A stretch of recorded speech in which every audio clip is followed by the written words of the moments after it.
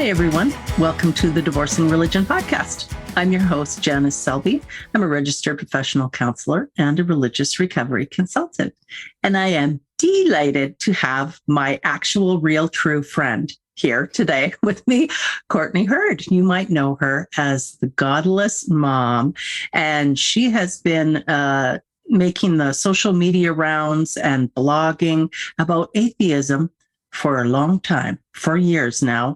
And I'm so grateful to have you as my friend and have you as my guest. Welcome, Courtney. Yeah, thanks for inviting me. I'm so glad to be here. I've loved the podcast so far. So thank you. Thank you. Yeah, I'm excited about it. I'm really excited with how it's taking off. I had no idea, but you believed in me. So I do appreciate that.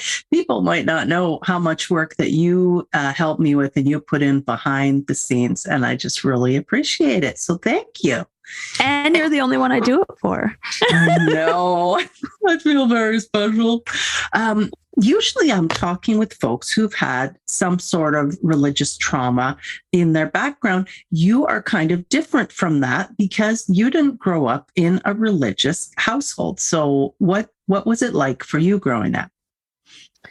Well, I grew up in a very non-religious household. So my parents, they didn't openly say that they were atheists. I think it was just not... It wasn't a word that anybody kind of identified with just because it wasn't very commonly used. But they were definitely atheists. My dad would frequently tell jokes at the dinner table at the expense of religion. Mm-hmm. The Pope was frequently joked about. Roasted at your dinner table. Yeah. And my parents are both very, very left wing and liberal and progressive, very progressive. I think about it. I think it was very normal for me, obviously, at the time. So I didn't think about how weird it was. But when I look back, my dad used to work with sex workers as a counselor and a defender and an advocate.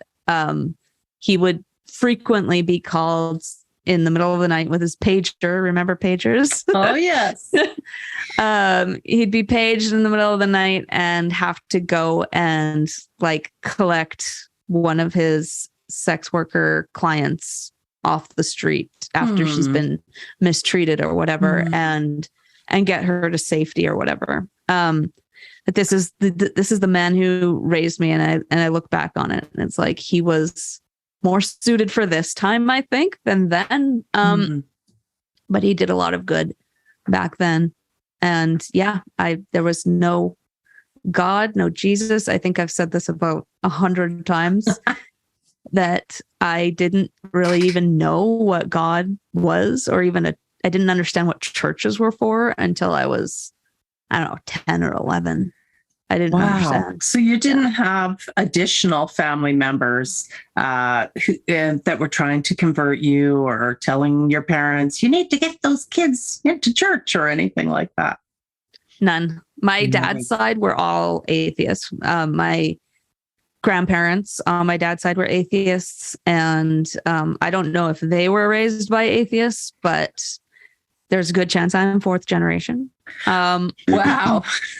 And my mom's side, they were all very culturally religious. So it wasn't something that mattered all that much to them outside of appearances. And I remember that the joke that my grandma always told, and she was not up till she was 96 years old. She used to say that they sent the kids to church on Sunday so they could have sex.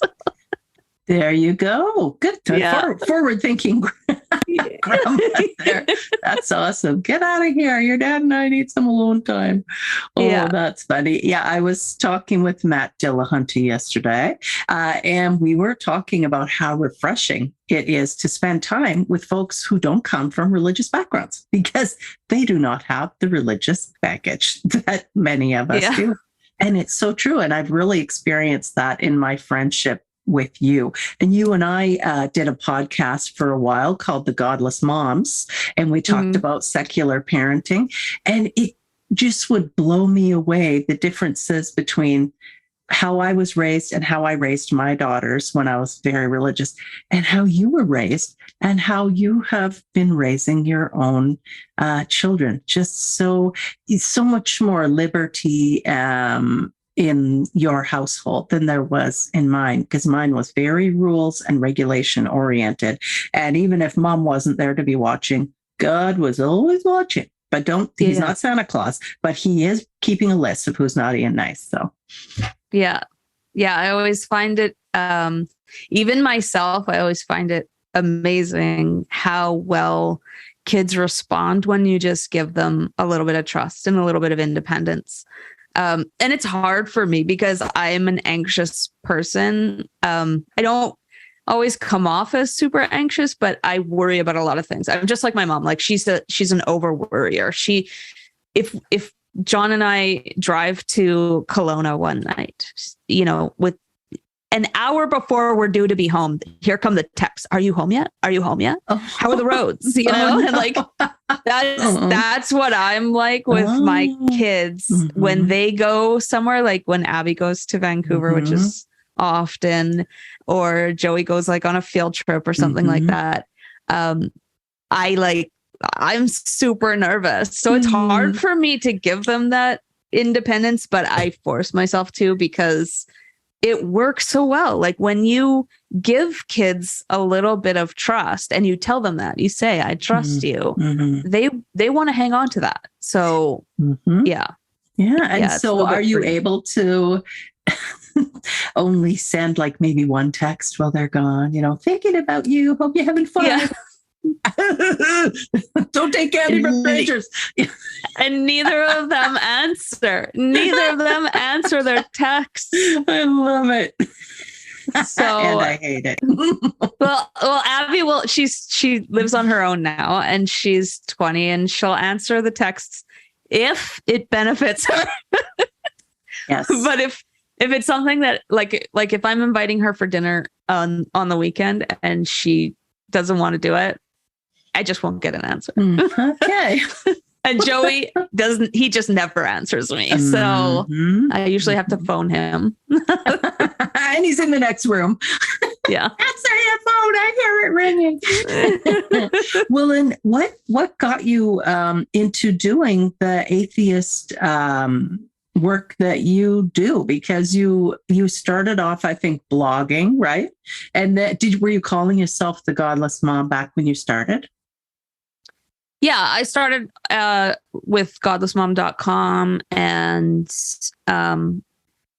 it was before that I did like a little bit of activism for like prison issues and abolishing the death penalty, and then I wanted to write about atheism because I just saw like I was on Reddit a lot back then, and on Reddit the atheism subreddit used to be one of the default subreddits. So when you signed up for a new account, the atheism subreddit posts would be in your feed automatically. Oh. And so I would get all these posts from like quotes from Sam Harris or Richard Dawkins and all of this stuff about atheism. And I'm like, that makes sense. That's smart. I like that, and I've also like, I've grown up being quite critical of the far right and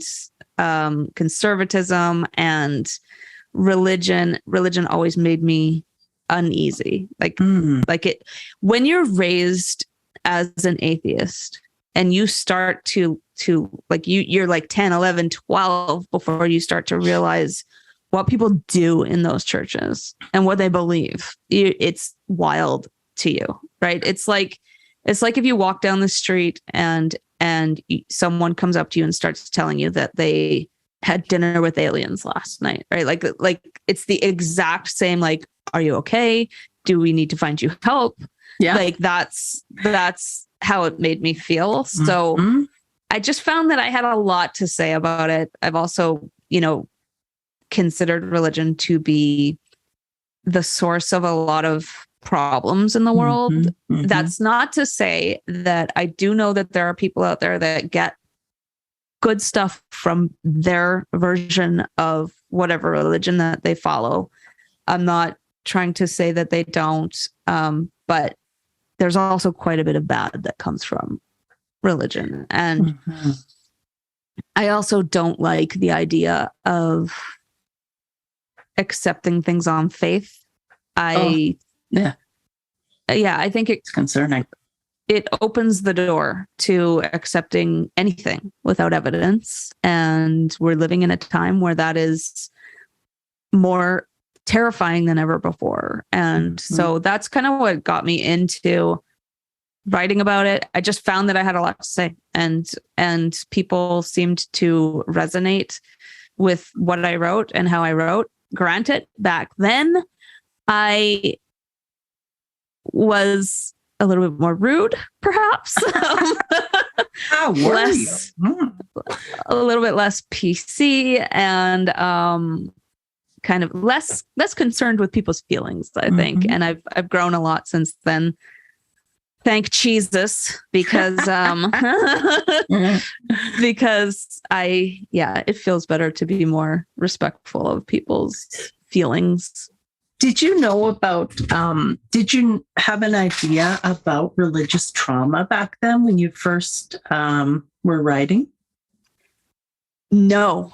And that's one of the things that I think kept me in it, because I think I've said this too a million times, is that there's only so many things you can say about not believing in a God, especially when you weren't raised religious. And I think like in the first year, I basically covered it all.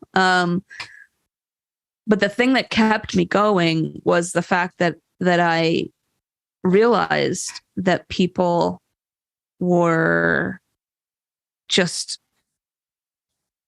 like suffering because of their treatment in religion and stuff like that. Like one of the things that shocked me the most, this absolutely blew my mind, was the fact that atheists, like full-on atheists who used to be religious, some of them still have a fear of hell because they can't shake it. It absolutely blew my mind. That is 1,000% trauma. And it's so sad. And like back then, when I first started writing all of this stuff, I thought, parents raising their kids to believe in God and to want to go to heaven and all this stuff wasn't that big of a deal. I didn't think that was the problem. I thought that the problems came with like the Catholic Church defending child abusers and stuff like that. And I didn't think it was a problem, parents raising their kids to believe in God. Right. But now I know that it hurts people to do that. It hurts people to raise your children to believe in a heaven, because you also then have to believe in hell. And hell it's terrorism. It is absolutely terrorism to be saying that there's this angry man in the sky who's judging everything you do, and if you don't do it right, you're going to be burned in a lake of fire forever. Nobody should be saying that to a child. Oh, and also part of it is that the children who are being told this horrible message, they will be separated from their parents. And that there's no greater fear for a child than that they would not have access to their parents. Their survival depends on their caregivers. And of course, when we're children and an authority in our lives, like a parent or a teacher, Sunday school teacher, is imparting this information to us, in air quotes, that they think is the most important because it's our eternal destiny, rests on whether or not we will say these magic words and have this belief system. We don't have any way to critically evaluate their truth claims. And also, we're still just learning about, well, there's Superman and Santa Claus, but they're not real. But you're telling me there is actually someone in the sky who is invisible, who is taking note of all the things that I do and don't do and will make me suffer for it. It's very confusing. And we take in that information that was delivered to us very seriously, and we erect these psychological booby traps around it so that we don't even touch it. We're not going to pull on any threads that are hanging out, because there goes everything if we do. And then we build our entire identity and our life around it. And then when we do get to a point where we start pulling on that string, it unravels and it leaves a great big mess. Yeah, it's something that just hit me like a ton of bricks when I started writing it, about how people suffer through that and how it actually is child abuse, essentially. And the thing is I struggle to say that because I don't think that the parents are intentionally trying to hurt anybody. Right. Most certainly not.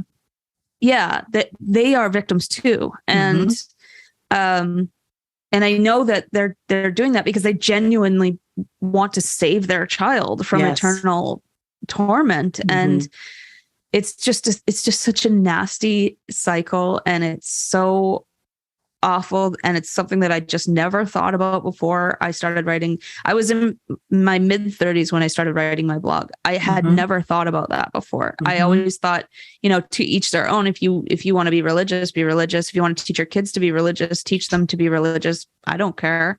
But now I think if you're teaching your children to be religious, if you're teaching them to believe in hell, at least, it's absolutely child abuse, and I can't support it. And I think it shortchanges people when we teach them that religion is a fact or afterlife is a fact, because then we can waste our lives only looking forward to that day in the great beyond, rather than focusing and investing on relationships that we have here and now. And we can't even really enjoy those relationships here and now because it all has to be about proselytizing. We're only making friends always with the idea of spreading the gospel, rather than I'm just going to be friends with this person because I like this person. I find them to be interesting. There always has to be an ulterior motive. So there are lots of ways that religion can shortchange people. And then you and I met a couple of years ago when I was putting together the first conference on religious trauma, or COURT, and I reached out to you and asked for some help with publicity and so forth. And you were so receptive and just right on board, because by that time you did have some insight into how pervasive religious indoctrination can be. Yeah, it's definitely what you do. I support wholeheartedly, because over the course of writing my blog, I've received so many messages and so many emails from people who are struggling. They're struggling to just cope with secular life. Like, it's not that they're struggling with the secular life, they're struggling with the hole that religion left behind, or the trauma, that the imprint that it left on their mind. And I find that, like, a lot of these people, they remain quite gullible still. Like they're not able to assess reality in the same way that I can. And that's not, I'm not bragging. I'm not saying that I'm smarter or anything like that. It's just that they've been trained to accept what authority figures say without question. And it's hard to break out of that. Yes. They're vulnerable. Yeah. And it leaves them vulnerable, especially in this age of the internet where there's scams around every corner and stuff like that. It's definitely sad. And I think that what you do is extremely important. I think that I wish more people were doing stuff like this, because I think the day and age of atheists debating on Twitter is over. I think we need to move past that, and we need to start acting. We need to start affecting change in the world and doing things that are tangible. And that's what you're doing. And that's why I'm wholeheartedly behind it. So. Very good. Thank you. You touched on a really interesting point that I think when we do get steeped in religion, or we embrace religion, it we have been primed for magical thinking. And so people can leave religion, then they can divorce religion, they can even become atheists, but they've still been primed for the magical thinking. So, and also the binary thinking of the rigidity. And so we can kind of go cult hopping and get sucked into different groups, also with extreme beliefs. And this kind of goes along with the project that you're working on right now. Would you talk some about that? Yeah, it's called the Q Dropped Podcast, and it is about people who have essentially been dropped by their QAnon loved ones. It's something that not enough people are talking about. Lots of people that are talking about QAnon, they're adjusting the theories, they're, pointing, which I think is futile. There's no point in arguing with them about any of these things. But what people aren't talking about a lot is what all this is doing to families and relationships. And there's a subreddit on Reddit called QAnon Casualties, where you can go and you can read some of these stories, and some of them are horrific. Horrific. There was one where a girl posted, and it was, I think, hours after her father shot her mom, shot her dog, and shot her sister, after believing that they were in the deep state and shills. Wow. Yeah, it's something that is very real and happening in real life. And I know this because my parents, who were not religious and extremely left-wing growing up, have fallen down the QAnon rabbit hole. And how did you think that your folks got sucked in? The online wellness community. It's absolutely 1000% a gateway drug to QAnon. For a lot of people, it's religion, it's evangelicalism in particular that is the gateway drug to QAnon. But my parents, my mom, when she retired, which was in like the year 2000 or something like that, she was bored. She was absolutely bored. And so she was on the internet all the time, and she started reading about natural remedies. And I had just moved out, and my brother had also just moved out. And so she would phone us almost every day talking about, okay, you need to start taking oil of oregano every day, and you need to start drinking apple cider vinegar every day. It's going to prevent cancer. It's going to save you from debt. Don't forget colloidal silver. Yeah, and well, that came later, but she drove us crazy essentially with this stuff. So my brother and I, who are both web professionals at the time, we decided, okay, how about we make her a blog so she can drive other people crazy instead of us. So we made her a blog. And we also made her a Facebook page for that blog. And it started, like, she started to post stuff about natural remedies, and it was all harmless at the time. It was just, use vinegar to clean your house instead of Mr. Clean, right? Stuff like that. And she developed a following. So she had like a couple thousand people on her Facebook page. And then things started to kind of get weird as we got older, where she would start questioning vaccines. And there was a point where I was clear that her having a platform was too dangerous. And so I switched the preferences on her Facebook page to show in Saudi Arabia only. That's the equivalent of disengaging Fox from your parents' TV.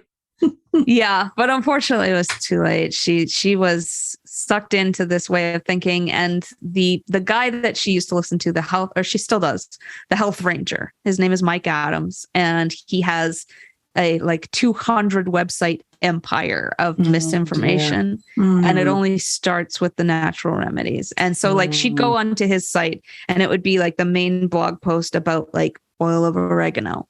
But along the side, there's like, you need to arm yourself to fight Black Lives Matter. Oh my gosh. And so, yeah, like, and he also has a gun store and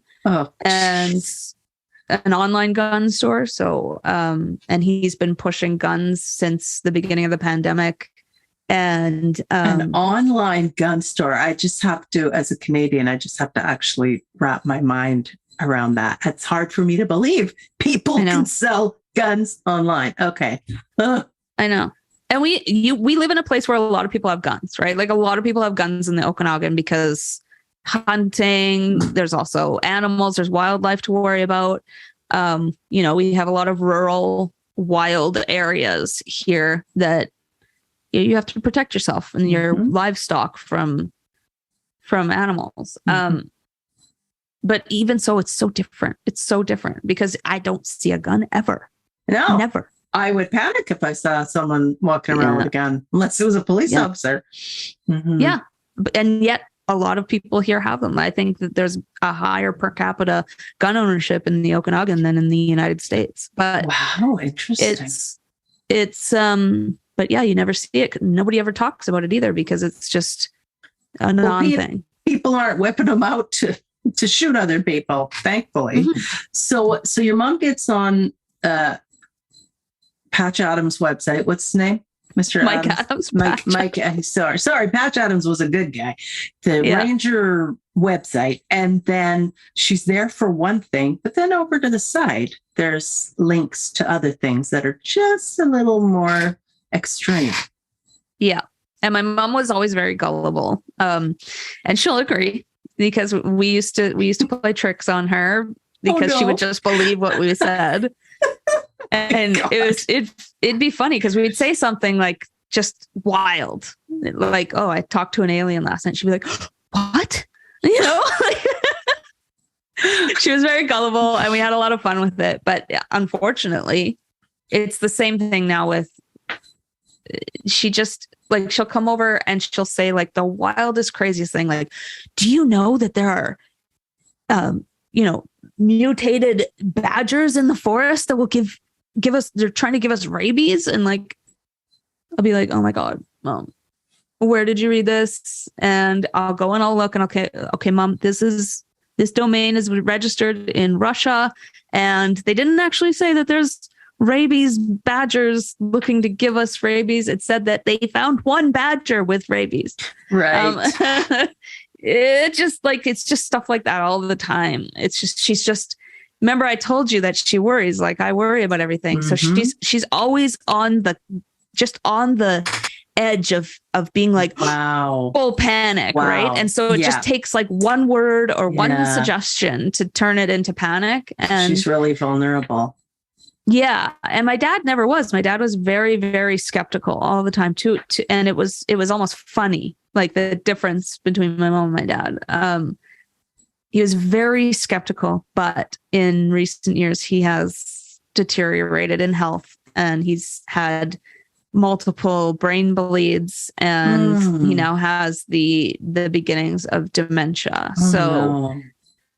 So he's just, and he's always been very anti-establishment. Oh boy. Yeah. Yeah. So and I think that there's some, like, I think it's healthy to be skeptical of the government, of authority, and to be able to criticize all of those things. But I mean, they take it to this extreme where every little thing is a conspiracy, and they just have completely eliminated coincidence and accident from their worldview. Yeah. It's all conspiracy.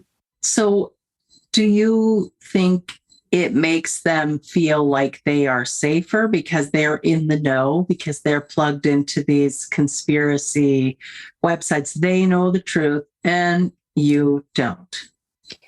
I think to a degree that's part of it. But with my mom, it is like my whole entire life, my mom's been obsessed with nutrition and health to the point that it actually like caused me to struggle with my own weight growing up, because she would, like, I remember being like 7, 8 years old, and she was obsessed with what had fat in it and what didn't have fat in it. And this is fattening. I remember this is like the word would come out of her mouth every second sentence. It's fattening, fattening, fattening. And so of course you become paranoid, and it's just it created such a terrible relationship with food that I still struggle with. She's still obsessed with food and nutrition and health and all of this stuff. And so are her sisters. And I think that they've all just been so obsessed with when they die. Like, one of the things, our family is known for longevity. My grandma lived to 97. I have aunts that lived to 104. Wow. Yeah. So they've all been very obsessed with how long they're going to live. Right. It's just, it's a constant topic of conversation. They are absolutely like completely wrapped up in how long they're going to live. And they're also wrapped up in how they look. And do they look old? Do you, like, they'll point out other people's wrinkles. And yeah, it's just it's very judgmental and stuff like that. So I think that for my mom, it's kind of like what religion gives other people. It's her way of dealing with her fear of death. That's essentially what it is. If she feels like she has the secret to living longer than everybody else, then she feels like she's in control. And I think that that's what this gives her. It gives her the feeling that she knows better than everybody else how to live, to be. She's told me before she thinks she's going to live to 130. Okay. Yeah, she fully believes it. Yeah. So she's got all these homeopathic and, kind of health related stuff that's in the air quotes there. Has she taken, forays into the real Q type stuff? Yeah. Yeah, unfortunately. So basically what happened was when the vaccines rolled out, I think it was spring of 2021. My brother and I were saying, okay, when are you guys going to book your appointment to go get your shots? And we would kind of get the brush off, like, oh, we're going to book our appointments after we do this. And so finally enough of this happened. And my brother and I were like, okay, what's going on? And we asked them, we said, why, like, let's just go get you vaccinated. What's going on? And so my mom wrote us this email, which I published partially on my blog. That is the single craziest thing I've ever heard in my entire life. From beginning to end, it is a wild ride. And it is, I mean, I could not read the whole thing when I got it. And I still haven't sat down and read from beginning to end because I can't handle it. I can't handle the fact that both of them actually believe this. Like, they honestly believe that there were microchips in the vaccines. Wow.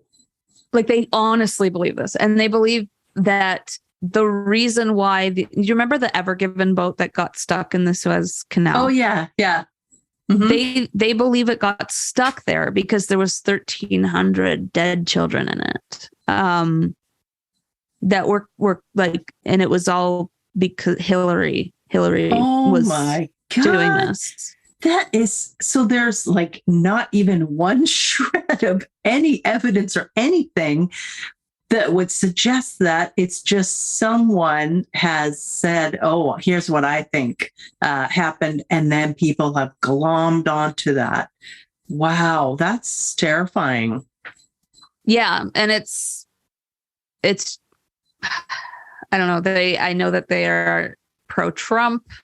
It was John's birthday of this year, which is St. Patrick's Day. They were over. And we were talking about the vaccines. And yeah, I can't remember who brought it up. Probably me. I'm a little bit of a shit disturber. But we were talking about vaccines, and And my dad, finally, he just, like, I was talking about how he should think about going to get the boosters and blah, blah, blah. And my dad finally he just like lost it. And I wasn't being rude or anything like that. I was just having a conversation, and he just lost it and started yelling in front of my kids. And I was keeping in mind, he never does this, and he is suffering from the beginning stages of dementia.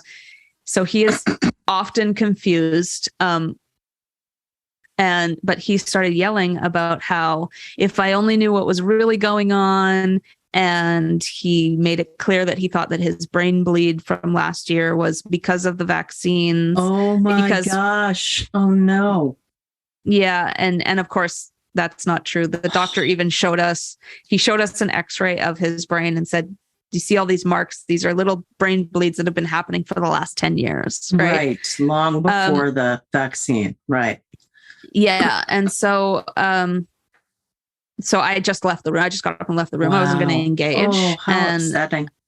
I said, you need to leave. And I said, you can't yell like this in front of my kids. And I got up and I left the room. And the funniest thing, though,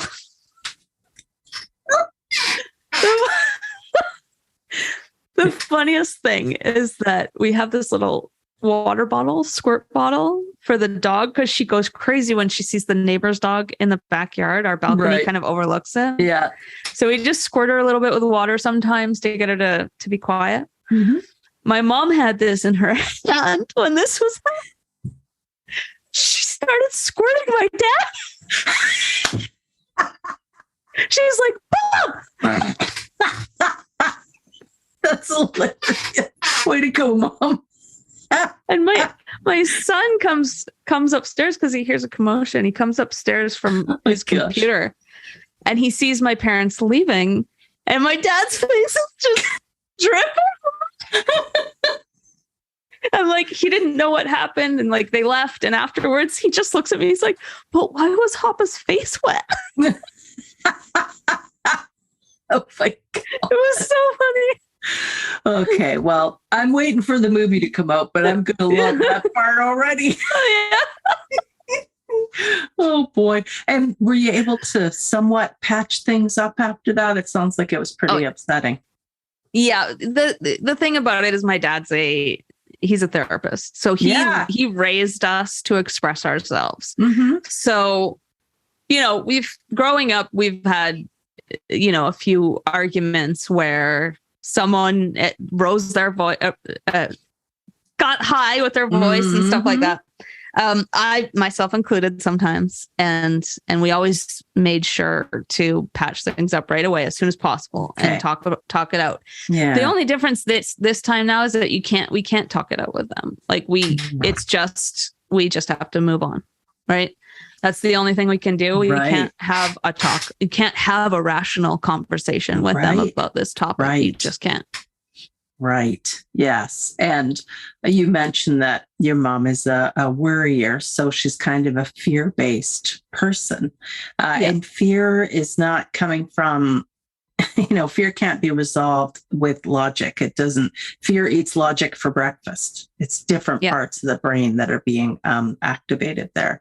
And that is just so frustrating and heartbreaking. So then now you continue to have a relationship with these people who raised you and that you love and your children love, but there are topics that then just can't really be approached. And even a lot of times when people have left religion and they have loved ones still in religion, things feel like they become shallow, and we miss that closeness, and we want to have that closeness back. But in order to preserve the relationship, we have to avoid broaching certain topics, and it's just really painful. And then we worry about, well, I better not talk about this because it'll set them off. Sometimes you can't even talk about the weather, because then if they're deeply religious, they are going to start talking about in the end times, there's going to be this and that happening. And I think it's very similar with a lot of folks who've gone down the Q rabbit hole. Because whoever is behind Q, whoever's leaving the Q drops or the Q tips or whatever they are, they're going to be talking about things that are so bizarre and random. There's no way that we could guess all the crazy things that they're going to be trying to connect dots for. Yeah. And they've just become obsessed with it. And it's like in the beginning of the pandemic, we all social distanced from each other. So my parents were home with nothing to do. Like I have work, John has work, the kids have school. They had nothing to do and they had nowhere to go, nobody to see. And so they just fell into this and just kept going and going and going. And it's just now it's exactly like what you said. And I think in your first episode with Seth Andrews, Seth talked about this too, with how it is with his mom. And he said it so beautifully. So you should go back and listen to that episode if you haven't. Yes, please. It's like there's so much that you can't talk about with them. Like there's like maybe 5 topics that are okay. And even then it's like, you don't know what's going to trigger something. Like there was one day at the end of summer, I was sitting at the beach with my dad and I was talking about like picking something up at Walmart. And he's like, if only you really knew what was going on at Walmart. I'm like, they're all cheaper zombies. Prices than Superstore. I'm not exactly the biggest fan of capitalism, which makes me not exactly the biggest fan of Walmart to begin with. I'm not saying that it's a perfect company or anything like that, but I know that what he meant by it was there's probably lizards and aliens working together to end the human race in the back room of Walmart. And it's just, it's hard to deal with. And I just, like, I laugh it off when he says that stuff, or I'll say, I don't want to hear it, Dad. I don't believe the same stuff that you do. I don't believe it. It's so ironic. It's so, just interesting and sad that you who were raised in a home that did not hold on to supernatural beliefs or, beliefs about things that couldn't be proved. And now that your parents have been, it is like a religion or a cult, the whole QAnon thing. And so your Q Dropped podcast that's coming out, you're interviewing people who kind of been left behind, whose families have been sucked into this, their loved ones, and now they're on the outside and they're trying to pick up the pieces of what was once a beautiful, significant relationship. Yeah. And it's crazy because when I first started interviewing these people, because I've interviewed quite a few already, even though it hasn't launched yet. It's launching on October 25th. Yay! And you can subscribe already. You can hear a trailer and subscribe already on any podcast platform. Excellent. But the thing that I realized was that like it was shocking to listen to some of these stories because they were so exactly the same as mine. Like people would start talking about the wellness things, like the exact same things that my mom says to me, their parents are saying to them. And the other thing too, is like a lot of people think that QAnon is like a boomer thing. And it's not. There's our first episode is he's a boomer and his son is down the rabbit hole. Oh, wow. And his son has joined a militia and started stockpiling weapons. Oh dear. Yeah. And it's very scary. And the other thing that is universal with every single one of us, I haven't met one yet who hasn't said this, that it's like literally like mourning somebody who is still alive. Like it's just that they're standing there physically, but it's not them. Yes, that's right. That's right. That it so parallels religion. And I mean, the issue that's at play is indoctrination.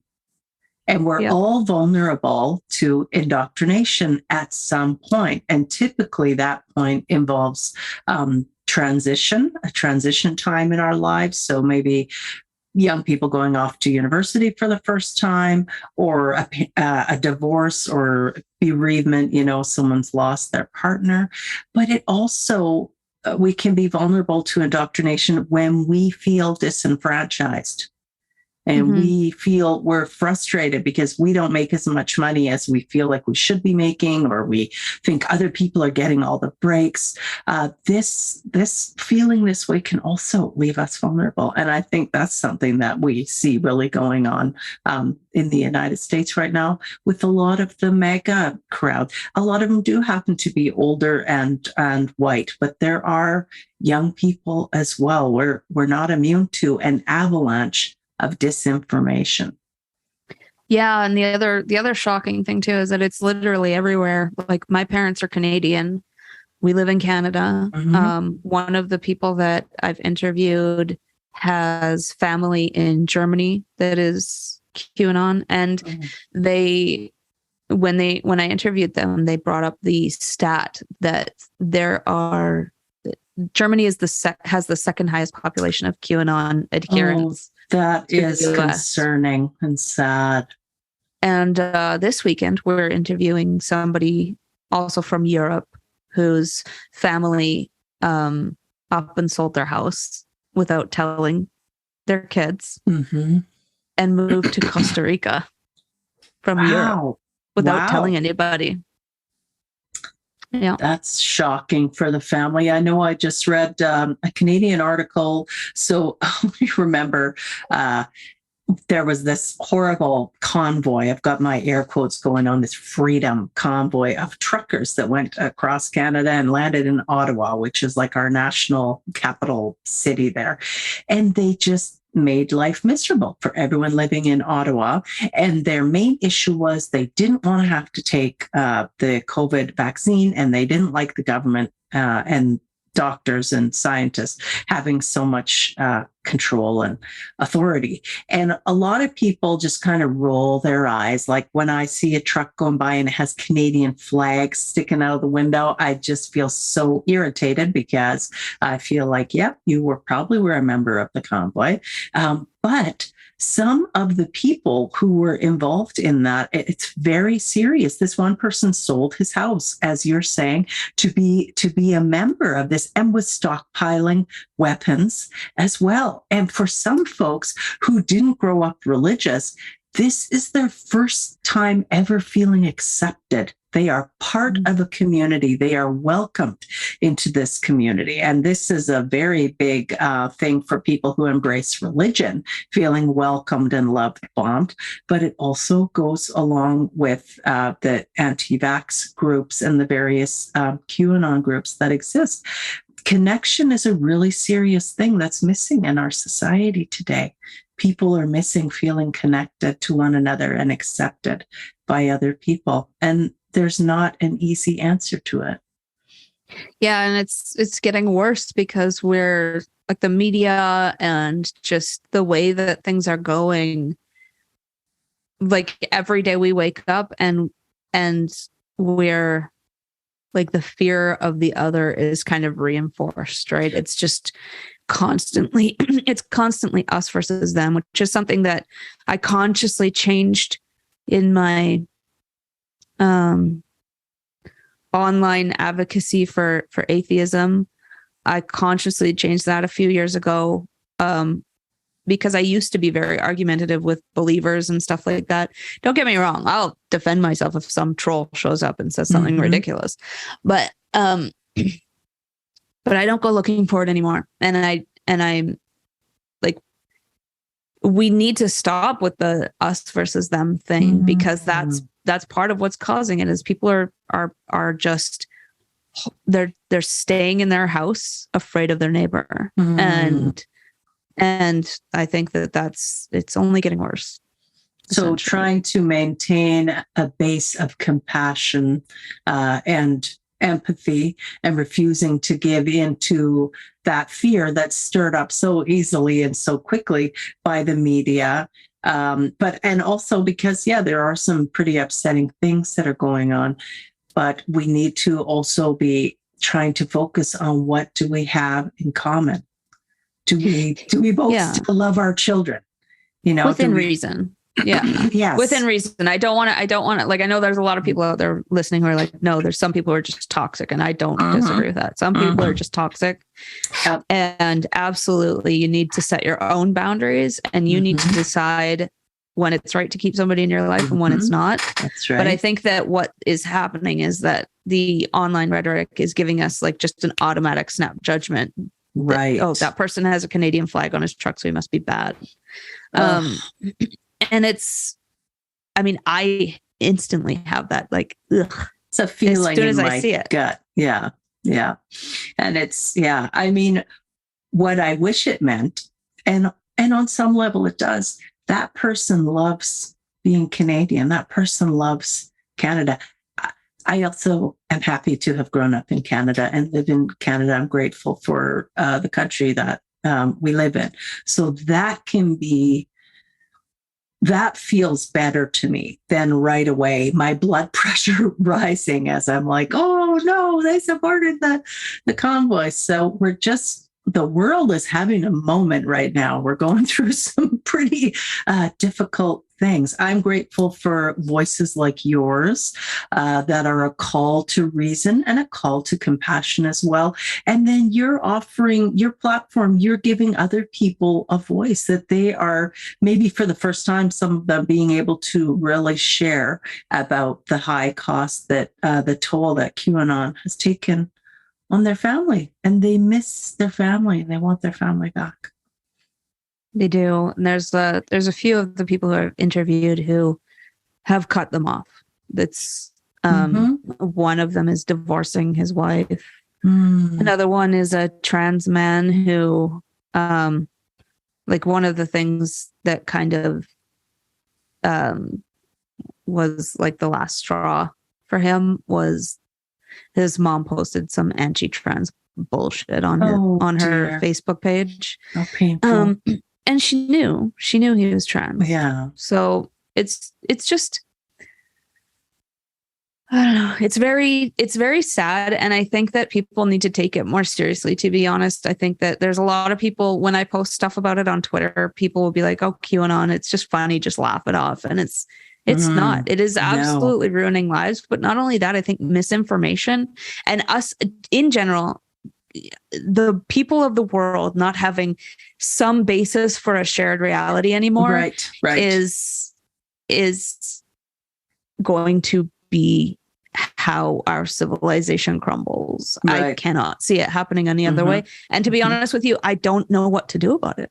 I have no solutions. I have absolutely, how do we change misinformation outside of just blowing up the internet? Like, right. And I don't even know how you would do that. So it's just, I don't know how to fix this. I don't know how we go back. And I think educating ourselves and our children about critical thinking and reason and logic. Most of us who grew up in religion did not grow up in homes that prized critical thinking or knew anything about critical thinking. And of course, even to doubt was a sin. Even to look outside your group about what other people say about your group was not accepted or encouraged in any way. So as adults now, we need to be doing that research and trying to educate ourselves and our children, our grandchildren. When we spend time with them, we can be encouraging them in gentle ways to adopt critical thinking habits. But I feel you on it. It's a hard task. So I'm so grateful that you gave us some of your time this morning. It was really interesting. And the Q Dropped podcast is coming out on October 25th. And people can subscribe and rate and leave all kinds of wonderful comments, because I know what you're like, and I know your show is just going to be terrific.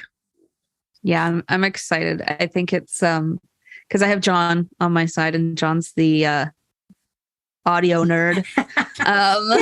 So he has made it. He's taken just a normal conversation and made it sound like a Dateline episode or something like that. So it's awesome. It's going to sound really great. He's a pro. Well, everyone, I want to thank you for tuning in today. I want to remind you to subscribe to the Conference on Religious Trauma YouTube channel, and also to remind you that I work with clients one-on-one who are recovering from religious trauma. You can go to my website, divorcing-religion.com, and also to remind you, you can support me on Patreon. I really appreciate it. And Courtney, thank you so much, my friend. I look forward to collaborating with you and talking with you again very soon. Yeah. Thanks for having me. Bye, everyone. Take care.